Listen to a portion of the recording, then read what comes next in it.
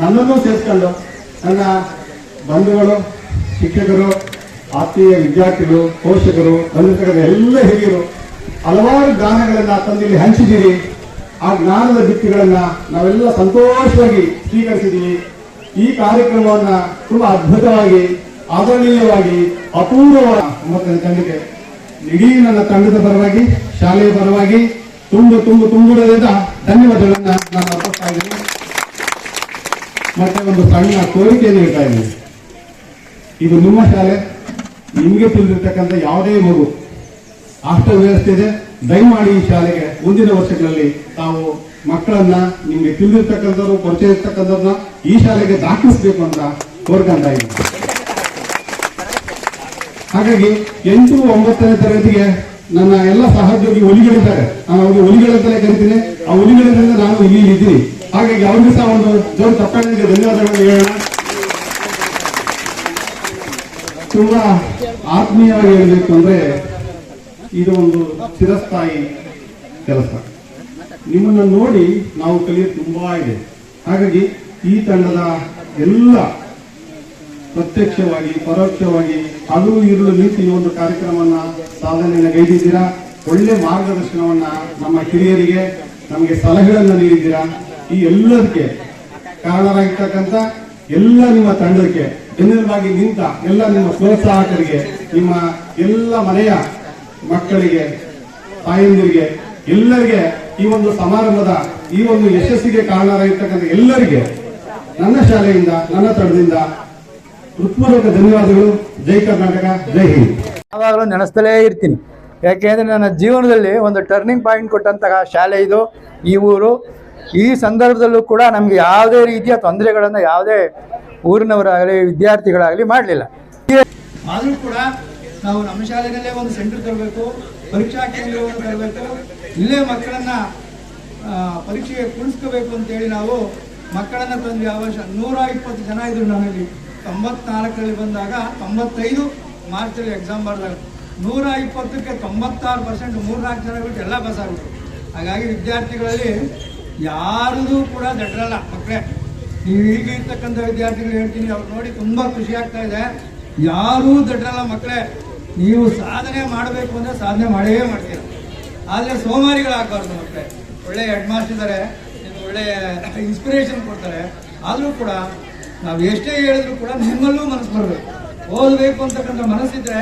ನಮ್ಮ ಹಳೆಯ ವಿದ್ಯಾರ್ಥಿಗಳು ನನ್ನ ಮನೆಗೆ ಬಂದಾಗ ತುಂಬ ಸಂತೋಷ ಆಯಿತು. ಏನು ನಾನು ಒಳ್ಳೆ ರಿಚೆಸ್ಟ್ ಪ್ಲೇಸಲ್ಲಿ ಬಿದಿರಿನಲ್ಲಿ ಇದ್ದಾಗ ಅವ್ರು ಯಾರು ನಾವು ಗೊತ್ತಿರಲಿಲ್ಲ. ನಮ್ಮ ಶಾಲೆ ಪ್ರಾರಂಭವಾಗಿನಿಂದ ಇವತ್ತಿನವರೆಗೂ ಕೂಡ ಶಿಕ್ಷಕರ ಪರಿಶ್ರಮದಿಂದ ಒಳ್ಳೆಯ ಫಲಿತಾಂಶ ಬರ್ತಾ ಇದೆ.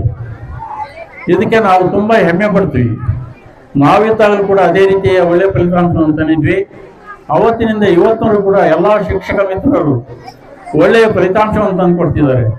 ಅದಕ್ಕೆ ಕಾರಣ ಅವರ ಪರಿಶ್ರಮವೇ ಕಾರಣ.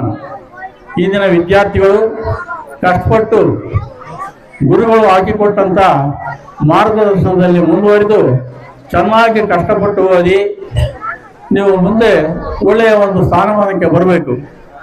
ಹೀಗೆ ನಮ್ಮ ವಿದ್ಯಾರ್ಥಿ ಮಿತ್ರರು ಇವತ್ತು ಬೇಕಾದಷ್ಟು ಉನ್ನತ ಹುದ್ದೆಗಳಲ್ಲಿದ್ದಾರೆ. ಅವ್ರು ನೋಡಿ ನಮಗೆ ಸಂತೋಷ ಆಗ್ತಾ ಇದೆ. ಯಾವತ್ತು ಗುರು ಆಸೆ ಪಡೋದಿಷ್ಟೇ, ನಮ್ಮ ಶಿಷ್ಯಂದಿರು ನಮಗಿಂತ ಮೇಲ್ ಭಾಗಕ್ಕೆ ಬರಬೇಕು, ನಮಗಿಂತ ಉನ್ನತ ಉದ್ಯೋಗಕ್ಕೆ ಹೋಗಬೇಕು. ಆಗ ನಮಗೆ ಆಗ್ತಕ್ಕಂಥ ಸಂತೋಷ ಅಷ್ಟೇ ಇಷ್ಟ ಅಲ್ಲ ಅಂತೇಳಿ ನಾವು ಪ್ರಾರ್ಥಿಸ್ತೇನೆ. ಈ ಎದೆಗೆ ಬಿದ್ದ ಅಕ್ಷರ, ಭೂಮಿಗೆ ಬಿದ್ದಂತಹ ಬೀಜ ಒಂದಿಲ್ಲೊಂದು ದಿವಸ ಫಲ ಕೊಡ್ತದೆ ಅನ್ನೋದಕ್ಕೆ ಈ ಒಂದು ವೇದಿಕೆ, ಒಂದು ಸಮಾರಂಭ ಇವತ್ತು ಸಾಕ್ಷಿ ಅಂತ ಹೇಳಿ ನಾನು ಹೇಳಿಕೆ ಬಯಸ್ತಾ ಇದ್ದೇನೆ. ಈ ಒಂದು ನಿಮ್ಮ ಒಂದು ಪರಿಕಲ್ಪನೆಗೆ, ನಿಮ್ಮ ಚಿಂತನೆಗೆ, ನಿಮ್ಮ ಆಲೋಚನೆಗೆ ನಾನು ತುಂಬ ಹೃದಯದ ಧನ್ಯವಾದಗಳನ್ನು ಮತ್ತೊಮ್ಮೆ ಸಲ್ಲಿಸ್ತಾ ಇದ್ದೇನೆ ನನ್ನ ಎಲ್ಲ ಹಿರಿಯ ವಿದ್ಯಾರ್ಥಿಗಳಿಗೆ.